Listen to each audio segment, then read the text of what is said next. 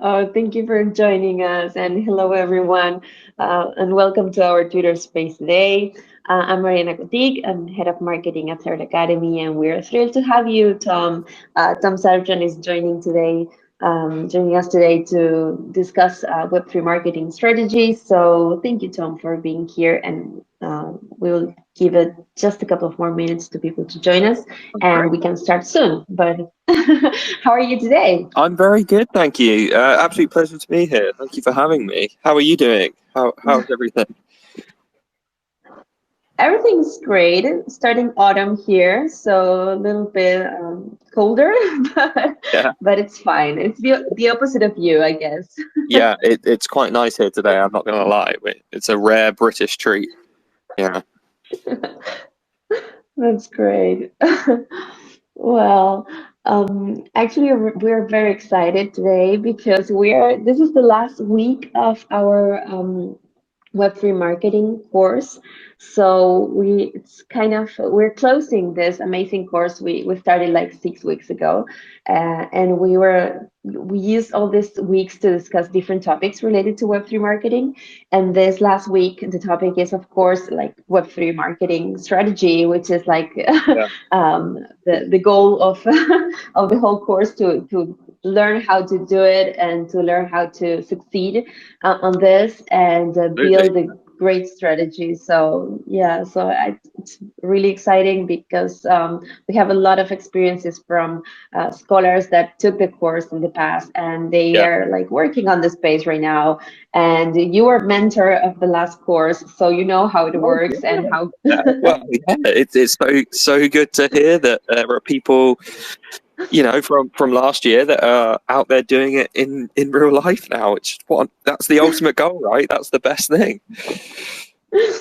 Yeah, absolutely, absolutely. So I think more people will join us later, but this is also recorded. So I would love to start. Can you share your origin story and how did you get involved in the Web3 space in the first place? I think that's really interesting, and you are such a great experience because I mean you have like 7 years of experience in marketing across like various tech industries, and you come from a very different background and your journey Yeah. it's really Yeah. particular, so I would love to know more about that. Yeah. Absolutely. Let me rewind time and give everyone a little bit of a weird insight. So, my background is in robotics and artificial intelligence. Um, Very different from today's world of artificial intelligence. But that's what I studied at uni. And then following university or college, if you're in the US, I joined a big R&D engineering firm. I was working on some of the latest trends back then, unmanned aerial vehicles, different types of GPS mapping, lasers, space stuff, aerospace stuff, maritime stuff, whatever you can think of.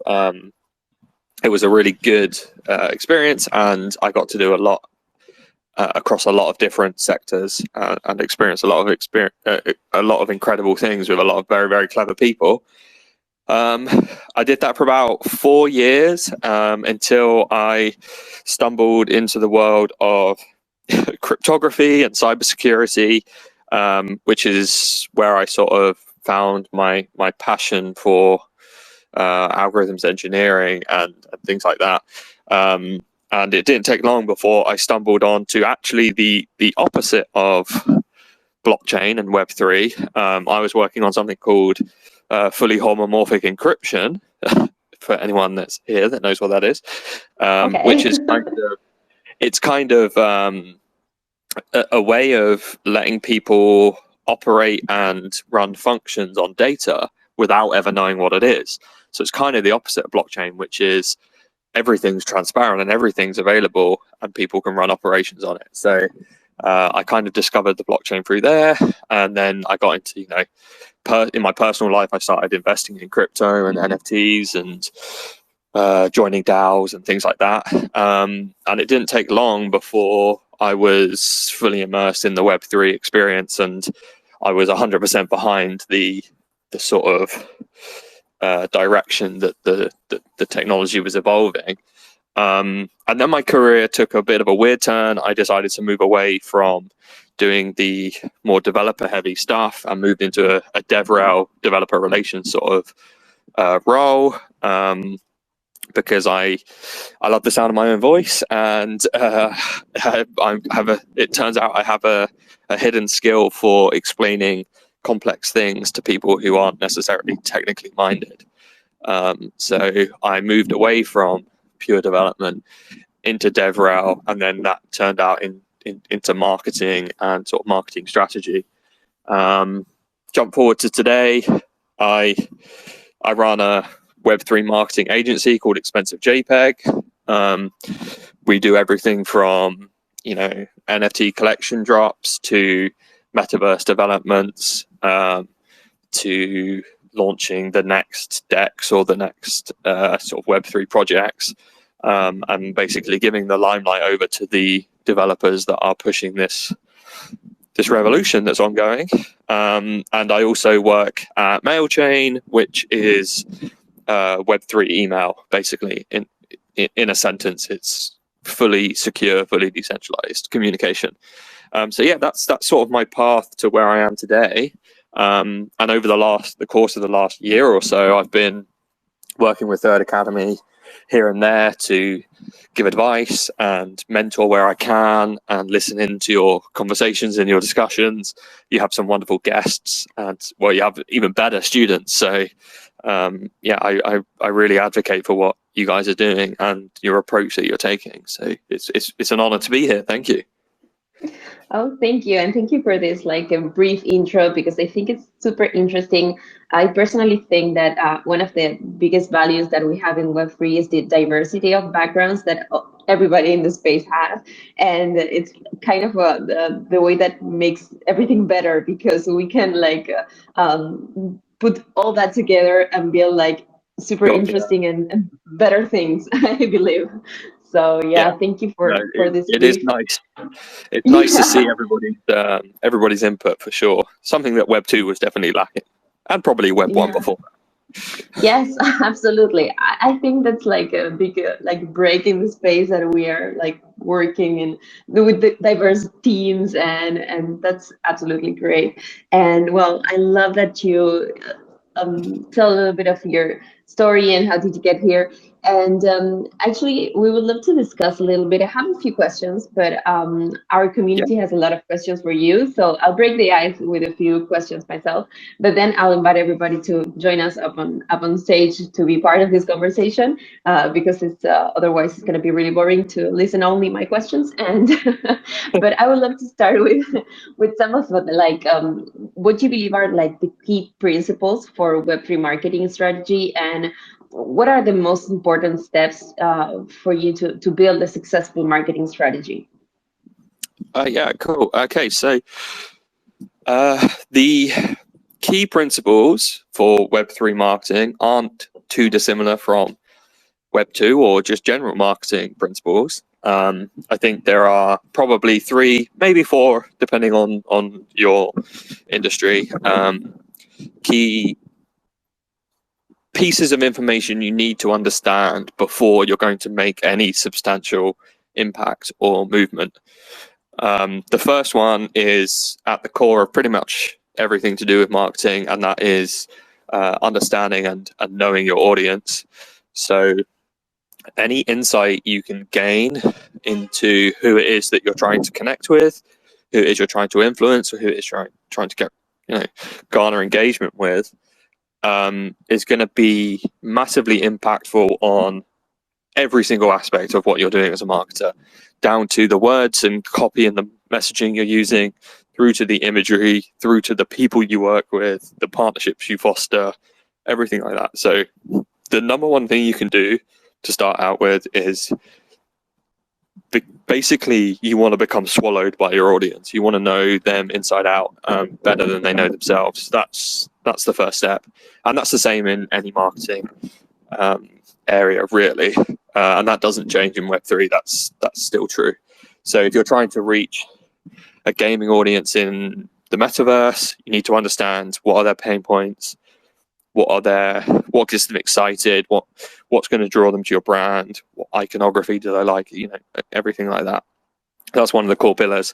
I think the second biggest one that you really need to understand is where these people congregate. And I like to use a very old school analogy. You don't really need to know anything about fishing, but I like to call these things ponds. So we have what I call the pond, hook, and line method. The pond being where do these, where does your audience congregate? And it will be different for every single product, and it will be different for, even product lines within a company can vary wildly. But don't waste your energy making Instagram reels and trying to satisfy the Instagram algorithm if all your people are hanging out on Stack Overflow or in Reddit. So really understanding where's best to put your energy and where your audience congregates is another key pillar. And then the other, I'd say the last two pillars sort of switch places a couple, but they basically, one of them is understanding why your audience has a need for your product. So this is really getting down into the details of the pain points they have and the current system that they might be working with and the burdens that they have. And generally, this is quite an easy one for people in Web3 because they felt the same pains before. So, as an example, if you're trying to create a Web3, file sharing system, you're probably trying to create a Web3 file sharing system because you've experienced the burdens of sharing files in Web3. So you kind of understand the why quite quickly. But it's still important to map that out as an exercise and as a workshop just for yourself to make sure that you, from a strategy point of view, your why is written down on paper and you can put it above your desk. So every day you're reminded of why it is you're building what you're doing. And then the other pillar that sometimes switches with why is the how pillar. Like sometimes, let's use file sharing again. The file sharing system isn't too bad, but there are just a couple of execution points that could be improved. So really you're looking at how your audience goes about its file sharing needs or whatever its problem is, social needs or communication needs, whatever it is. The how sometimes is the product. You're just doing it better than the rest or better than the competition.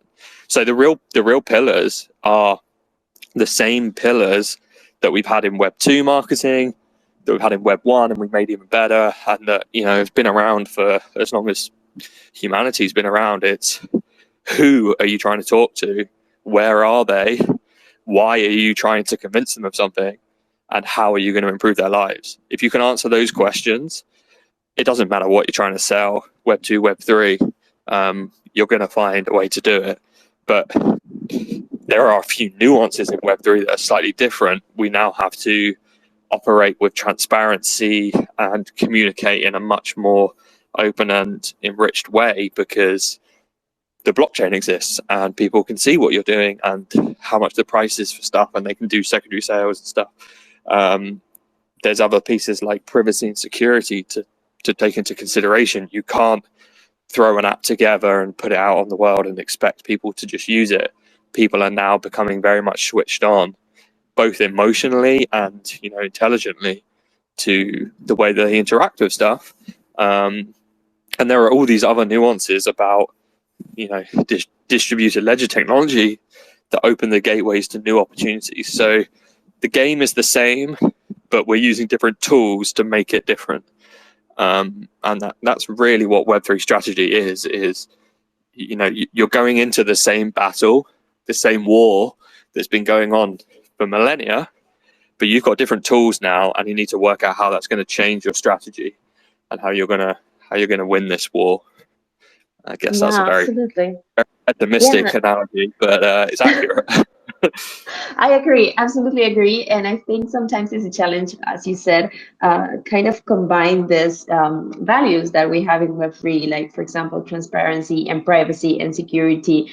And so how do you, in your opinion, what's the biggest challenge facing Web3 marketers today, Web3 marketers today, when you are like planning a strategy, or when you're like facing to build a marketing strategy? Oh yeah, yeah. I think I think it would be remiss of me to say anything other than it's just a very, very small community, and it's a very fractured community. So I think there are something like 4 billion emails sent every day, something like that. It's a ludicrous amount of number, like a ludicrously Wow, high. that's Yeah, crazy. which is crazy. And there are less than 80,000 active wallets a day. So it doesn't even show up as a percentage. It's closer to zero than it is to any other number. So we are on a very, very small community at this point. So I think it was August 28th, maybe 24th, 1995, the World Wide Web turned on. In terms of Web3 development, we're like, it's like the 1st of September. We're only a couple of days into this development, really, in the grand scheme of things. So it's very important when you're working with brands or launching a product and stuff to set realistic expectations. You're not going to get 100,000 users in the first month. If you were launching a Web2 project, that would be a reasonable goal, depending on the project, but that's not going to happen in Web3. You're not going to make millions overnight unless you're doing something very shilly and a bit shady. But it's a very small community right now. That's the reality of it. But you are ahead of 99% of people if you're in the game at the moment. So congratulations on being here and listening and being part of Third Academy. You are ahead of the curve, but it's still, these curves are exponential, and it looks basically like zero on the graph. So that's one thing to Yeah. remember, is that we're very, very early in these days. And the other thing to remember is that because we're so early, it's kind of like founding a new language or culture or something.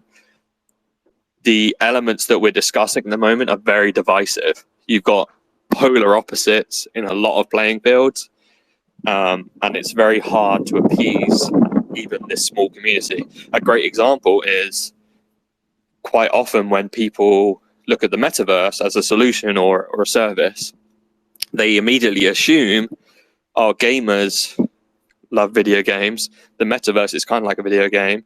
Gamers and the metaverse audiences are going to be the same. In my experience, they're actually the opposite. Gamers dislike the metaverse in a big way, and people that are in the Yeah. metaverse don't necessarily like games.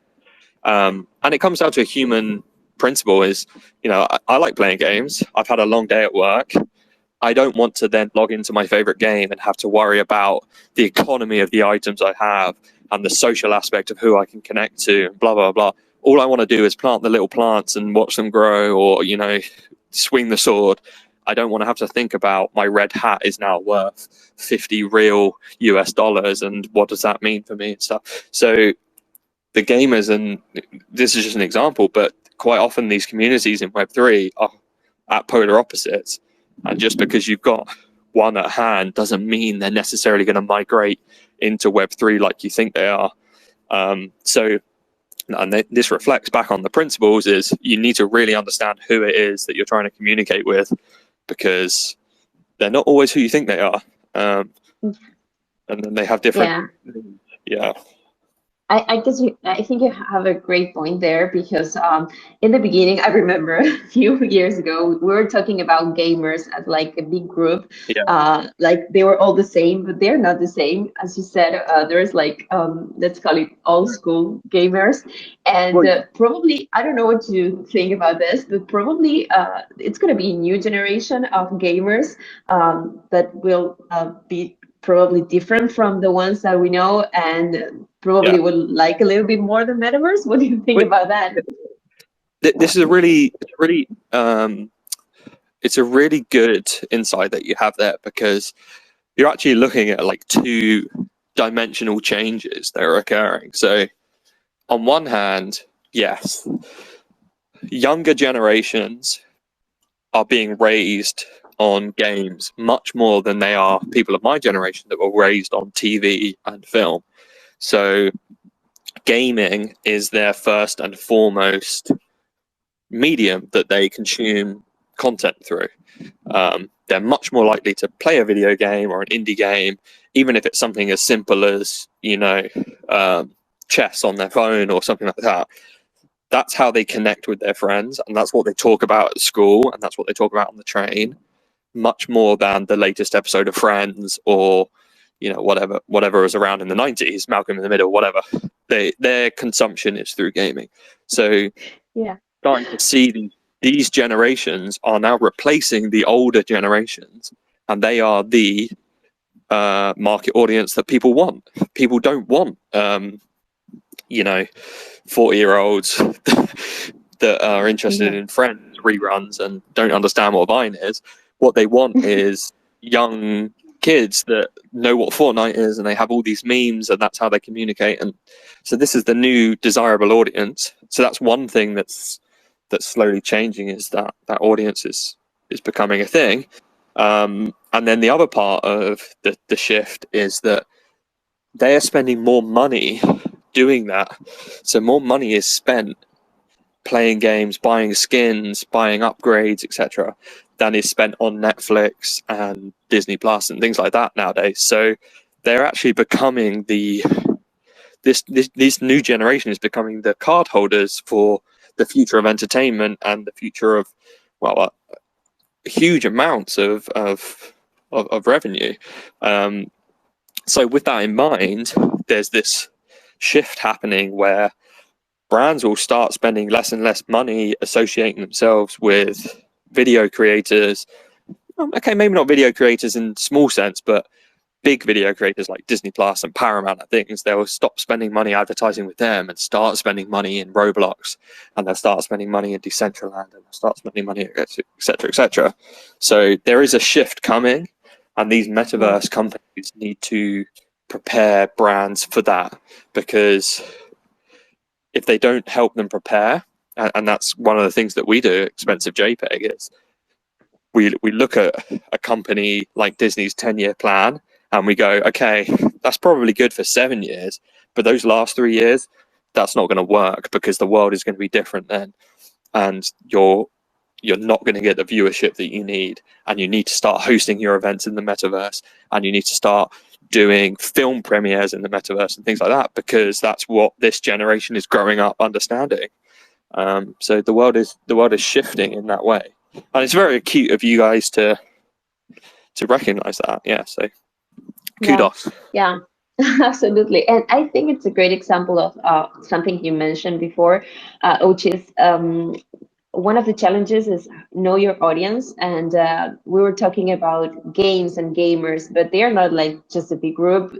There's a lot of segments inside this group we call gamers, or people who can be interested in a product or project related to gaming. So it's it's like a big challenge. And the other thing I love is that you said probably like people are expecting like big numbers or big results, and it's not happening right now. So how do you measure success in a Web3 marketing campaign? How do you set the goals, and how do you measure success?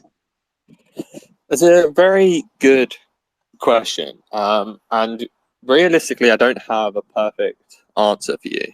I don't have a one-size-fits-all answer. So a lot of the companies we work with are very Web3 focused, and they actually lean towards less tracking and less knowledge, but more results. So, a very big part of the Web3 movement is the sort of anonymity and security that comes with decentralization. So it's no longer, we're not talking about cookies, trackers, and events and conversions, because we're not tracking them in Web3, because anyone can create a wallet in about 15 seconds and be logged in, and then they've got pseudo-anonymity immediately. So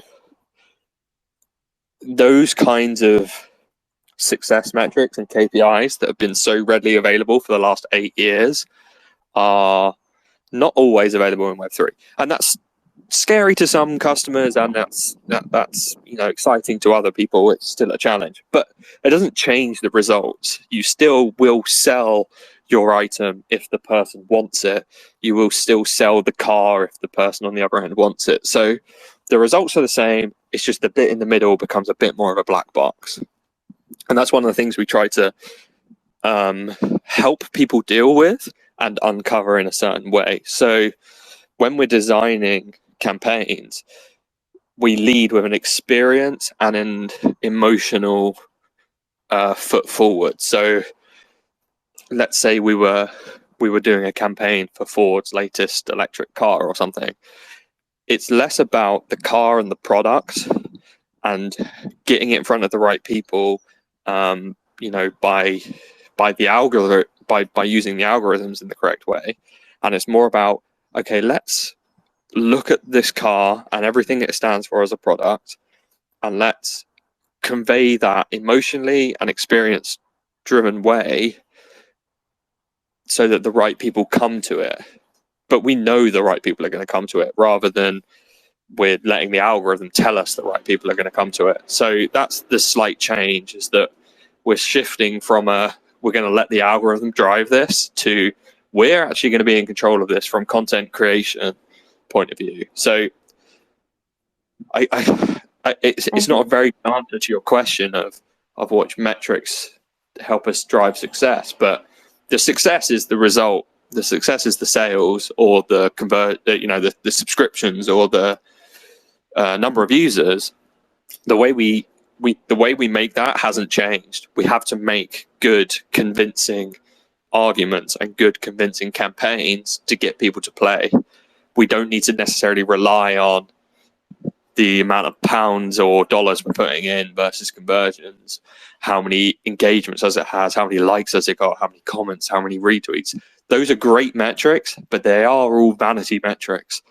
The real metric is, okay, we put this much money in. How many sales did we make? That's the only thing that really matters. The bits in between, they're great, but they are ultimately vanity metrics. So in Web3, we're starting to have to address that problem with brands and say, look, you've given us this mission to make your metaverse or to launch your NFT collection. This is what you asked us to do, and this is how it's delivered.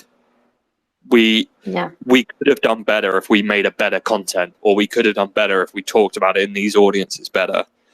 That's what it is. So you have a very tough time as a Web3 marketer, because you have to say to brands, trust us and we'll get it right.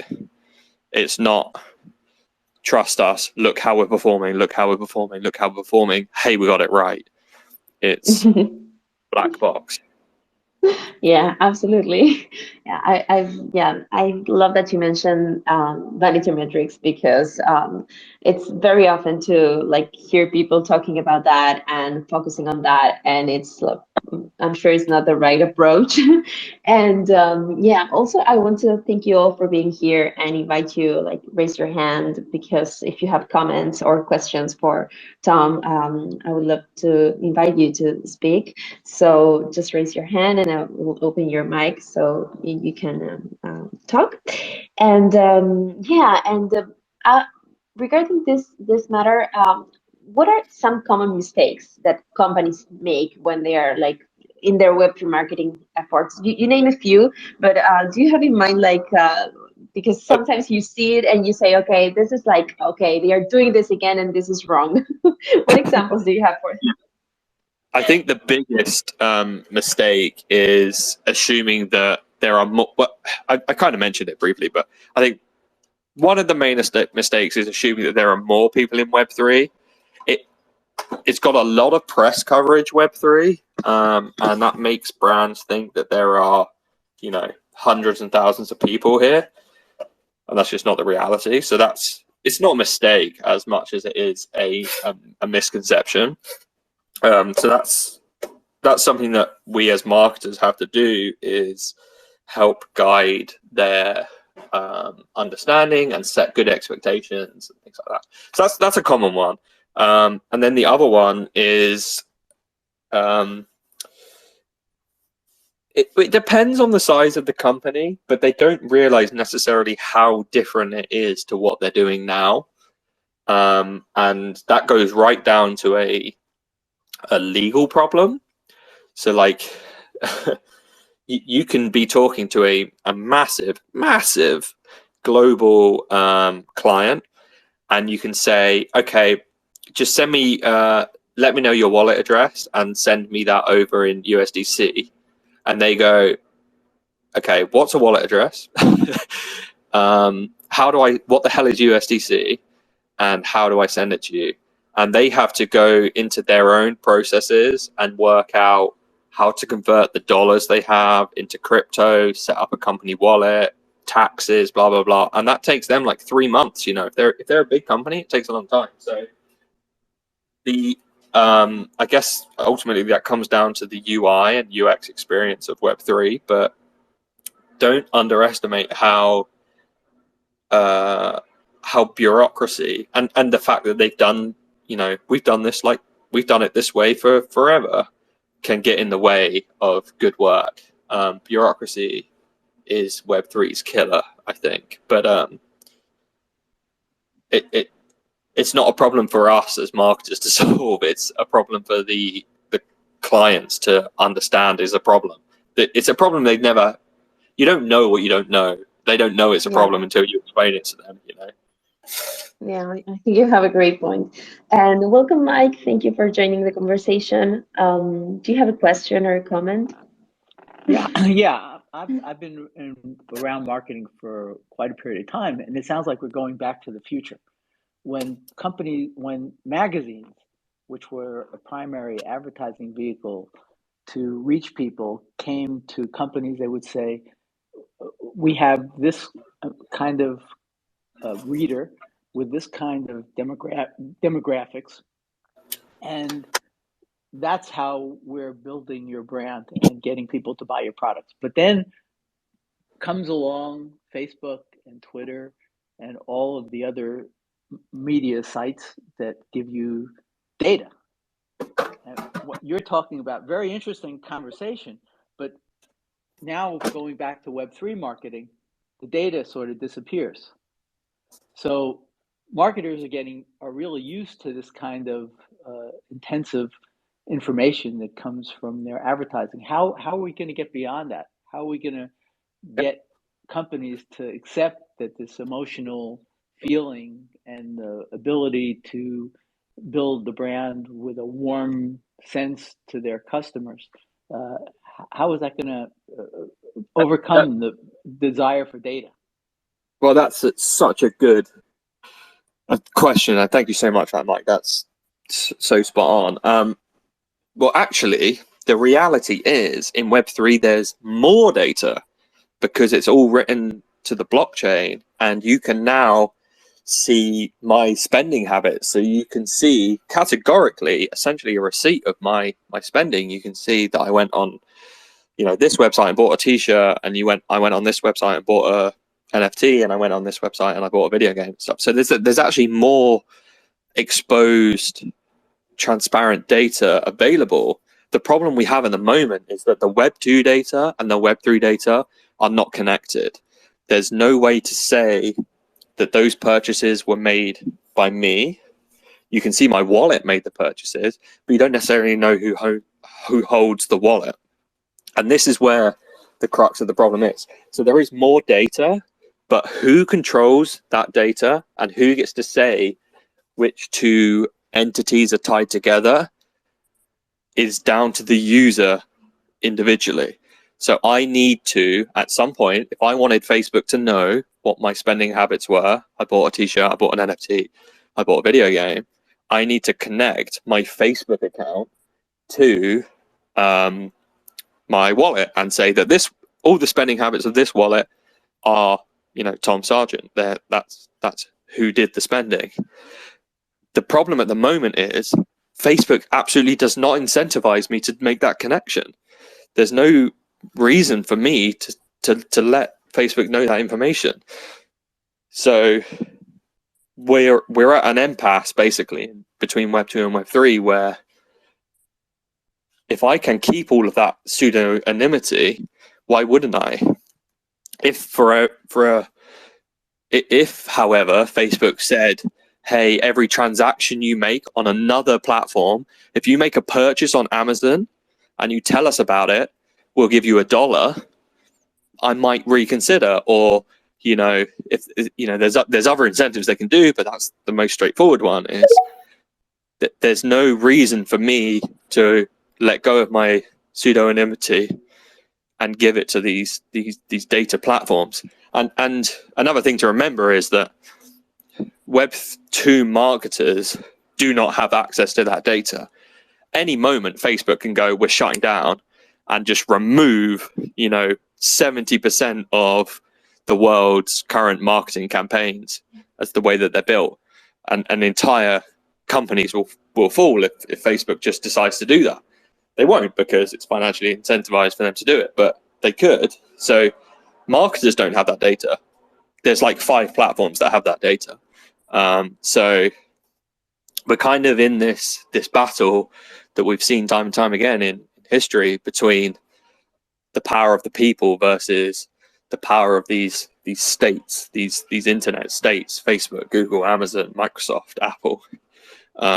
So I know that's a bit of a roundabout and horrible way to answer your question, but it is kind of like going back to the Stone Age, or it's the threat of going back to the Stone Age. But there is actually more data available and more transparency, but we just haven't made the connection between the people that we have in Web 2, the individual entities.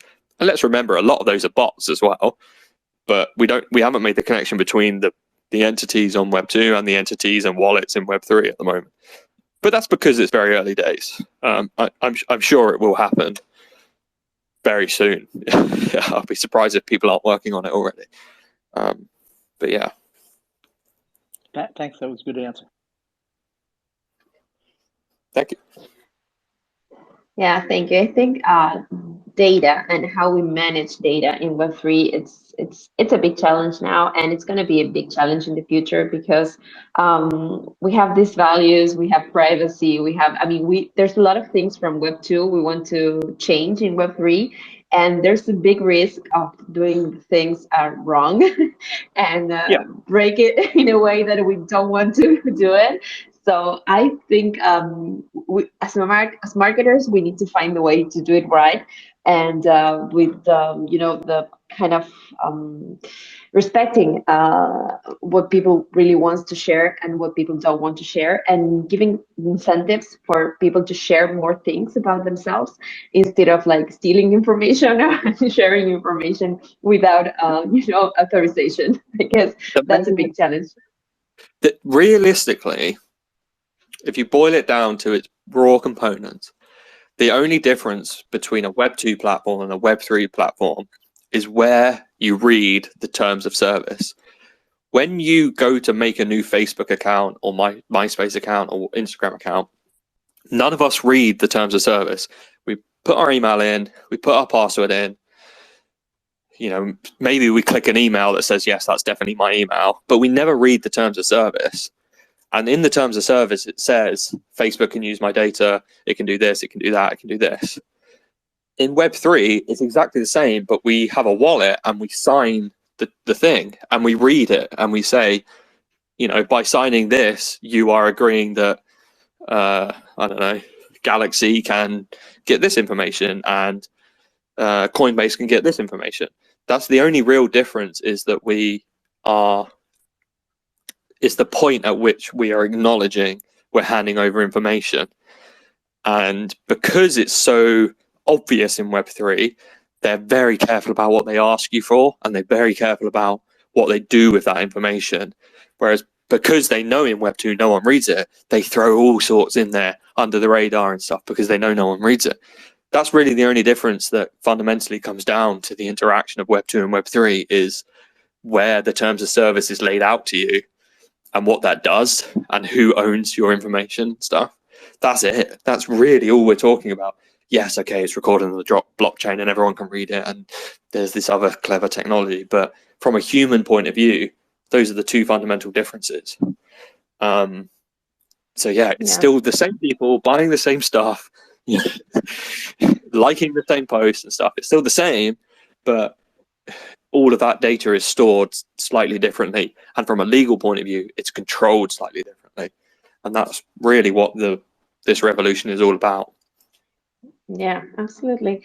Well, yeah, I will invite, I don't know, Carly, if you have questions, or Daniel, or Posho, or yes, Carly, please. Yeah, so I do have a question. And first of all, I wanted to say thanks for speaking, because I've been following you since, I think since the I beginning. recognize the name. Yeah, I've seen you've got the amazing profile picture. I've seen you 100 times. It's an honor to meet you, Carly. Hello.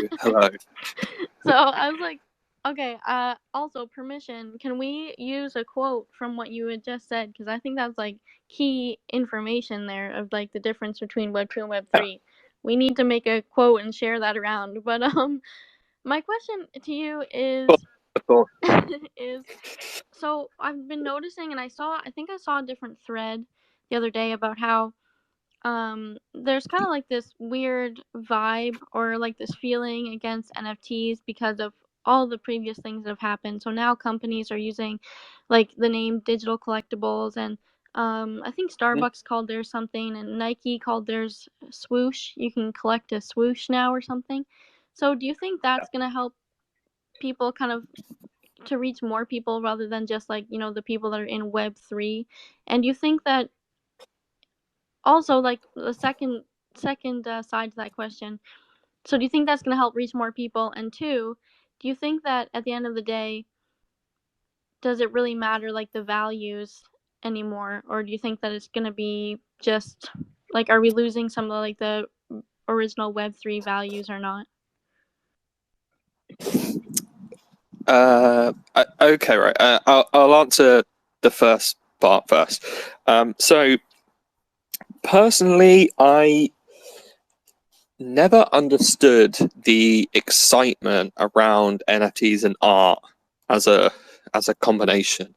To me, it was kind of like artists getting really, really excited about TCP or HTML or the JPEG format, because NFT is just it's just a vehicle for holding some information, the same as a PNG is, or a GIF, or a .exe or whatever. It's just a protocol. It's a series of protocols, but at the heart, it is just a way of basically stapling a receipt to a item. So I buy a car, it comes with a receipt. I buy a flower, it comes with a receipt. I buy dinner, it comes with a receipt. All an NFT is the way of attaching the receipt and the owner and the item together. So why artists got so behind NFTs, like to the point of frustration, was beyond me. I never really understood it. It's kind of like, I mean, I don't know what your Saturday evenings are like, but very few of my friends get excited talking about receipts. So when people were excited talking about the NFTs they held, it was a bit weird. So I don't really understand that. So relabeling them and renaming them as digital collectibles or swooshes or whatever is to the discretion of the brand. I don't think it does it any disservice. I don't think it does it any service. It's just, it is what it is. Back in Web 1 world, it was significant to say we have a website or we have an email address, because the technology was so new. To say we have an NFT collection is kind of like, in the future, it will kind of be like me saying we have a website. You'll be like, yeah, of course you do. Everybody has a website. Like, it redundant. Like, oh, we have an email address. Yeah, so do I. Everybody has an email address. It's kind of a redundant thing. So calling them NFTs, digital collectibles, whatever, is kind of redundant, because in the future they're going to become so much a fundamental of our day-to-day lives that they will take on a new word. The word hasn't been invented yet. We don't know what the word's going to be, but it might be digital collectibles, it might be NFTs, it might be swooshes, whatever. But that's going to kind of become what it is. In the same way, we won't call it Web3, we'll probably just call it the internet, but it will be the new version of the internet, we'll just call it the internet. So that's your first question, about the importance of the naming convention. But the naming convention, I think, is kind of redundant. I think the market will describe what we call it, and we will just have to follow trend as marketers. What was your second question again? Sorry, pardon me.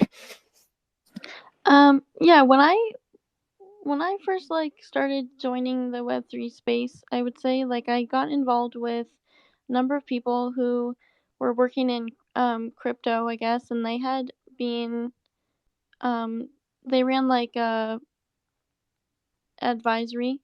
So their values were basically on financial sovereignty, on data sovereignty, and I just wondered if by maybe removing some of that in the future, we'll lose maybe why it all started. I don't know. That's a super philosophical question, and I guarantee you could write an entire PhD thesis on that. That's a fantastic question. Yeah, potentially. I mean, if we lose sight of how we got here and why we began, we might slip into our old ways and our old habits. That's very true. It's definitely something that's happened in the progression of Web 2 and the progression of Web 1. So I wouldn't be surprised if that does happen in certain situations. But I think the important message to take away from that statement is that there are now organizations and companies that are having a conversation about the importance of data sovereignty, identity ownership, which are conversations that didn't happen before. So those companies and organizations that you're talking to are ahead of the curve because they are having those conversations, which was something just completely unheard of in Web 2. If you went into Facebook or Amazon or Microsoft or pick any large corporation and tried to set up a meeting with the chief of staff, CTOs, the CEOs, the COOs, and the meeting was titled, "How can we help our users own their data?" or how can we help data ownership? I don't think you'd be working at that company very much longer, unfortunately. But we are now at a point in our digital evolution where those are realistic conversations to have, and that's a wonderful thing, really, because we have an opportunity to rewrite history and rewrite the current status quo so that digital ownership and identity sovereignty is paramount, which is a fantastic thing. So I think the most important thing to take away from that is that it's good to see companies having those conversations. Those conversations can go 100 different ways, and as a marketer, I guess you need to be aware of the culture within the companies you're working with, and whether that's something you agree with or not, as an individual and as an organization or as an agency or whatever. Yeah, I think that's a great point, and I think I can talk about this for hours because I think it's great to think about how can we as you said, rewrite the history. Because I remember, I mean, I studied social communication, so when I was at school and talking about this, I read about the big hopes we had for internet in the 90s, and how we ended up breaking it with big economic interests and big Yep. companies and a concentration of power. And so I guess distribution here is going to be the key, and the power of users and the empowerment of users is going to be key to make things different this way.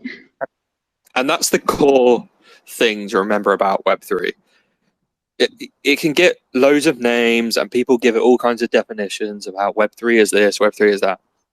The most important thing to remember, the difference between Web2 and Web3, is that it is this addition of distribution that makes it different. We've had servers, we've had websites controlled by, applications controlled by the 5 big ones and stuff. But the main thing that's different between Web2 and Web3 is that it's distributed and it's power back in people's pockets. It's kind of like the birth of digital democracy, which is a scary, scary term, and please don't quote me on that. But it's basically what it is. It's distributed ownership, distributed control, and distributed governance on a digital scale that we've never ever seen in humanity before. And that is what Web3 really is if Web3 could be summed up in one word, the word would be distribution. Yeah, absolutely. And on this note, what are some of your favorite emerging trends? Or I don't know, how do you think marketing and Web3 will look like in, let's say, 3 years? Oh, huge question. It's like nobody knows, so that's why it's fun to ask you about it. I guess my favorite trends at the moment are, I'm really enjoying the movement that we're seeing with decentralized identities. So for people who haven't explored this, it's basically it's like a social graph theory where, okay, right, let's rewind a little bit. Let's say you became really popular on MySpace and you had like 12,000 followers. Great, you're at the birth of an influencer. And then people stop using MySpace and they all move to Facebook. You've then got to rebuild that 12,000 people. And then by the time you've done that, no one's on Facebook anymore. Everyone's moved to Twitter or Instagram or whatever. And that's exhausting. Really, what you should do is you should have one social graph, one decentralized identity that moves irregardless of platform. So if you build up all your following on MySpace and then you move to Facebook, all you need to do is log in and associate your social graph, and suddenly all of those 12,000 people are immediately in the new platform. So the platform can change, the connections remain the same. So I think decentralized identities are quite an exciting aspect of Web3, because it's something that it becomes another commodity. We've talked a lot in Web3 over the last few years about crypto and NFTs. I think decentralized identities are the next big thing that have value. So I'm very interested in that, how they communicate, how these graphs form, how the graphs overlap, etc. So how many, if I don't know, Winston Churchill had a social graph, how many people does he have in common with Donald Trump, etc. That would be an interesting social experiment to see. So decentralized identities on the blockchain, unimmutable, and you can't hide them, would be an interesting thing. So that's an interesting trend that I'm quite into at the moment, and how the communication happens between them. What does Web3 look like in 2033? I think it just looks like the internet. I think it is it's going to be influenced by a lot more than just Web3. It's going to be influenced by changes in AR. It's going to be VR and AI and all these kinds of technologies. So I don't think we can paint a very accurate picture of what Web3 looks like in 2033. It's going to be a combination of a lot of technologies. It takes more than the invention of the wheel to build a car. So Web3 will be the wheels, AI can be the engine, and AR can be the windscreen, and all those things. I couldn't paint a picture of what the internet looks like in 2033, not accurately, but it will have Web3 in it somewhere. Yeah. Yeah, and we definitely need to do the one of the next spaces needs to be about AI, and we will invite you to speak about that too, Oh, please because do. with I've your had a lot of background in fun today. robotics and everything. Yeah, I had Yeah. a lot of fun today playing around with Agent GPT.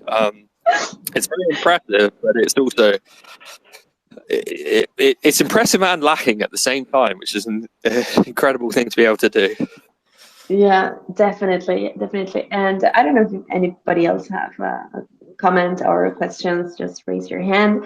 And yeah, I really want to tell you how much I appreciate that you were here today talking about all this. I think we got very interesting insights about different things, and it's going to be really useful for everybody present here and listening to the recording of the space. And hopefully we can see you again soon and have you here talking about something else, AI or any other thing. So we Well, are really, I'm yeah. always available. It's the stopping me from talking that's the hard part. So yeah, just hit me up. I'm happy to keep talking. Anybody that's listening, if you have any questions, just throw me a DM, or find me on LinkedIn or Twitter or whatever it is. Yeah, like I said, it's the stopping me from talking that's the hard part. Oh, thank you so much, and thank you everybody else for being here. Our next space is Friday, same time. So see you on Friday, and thank you. Have a great week. Thank you.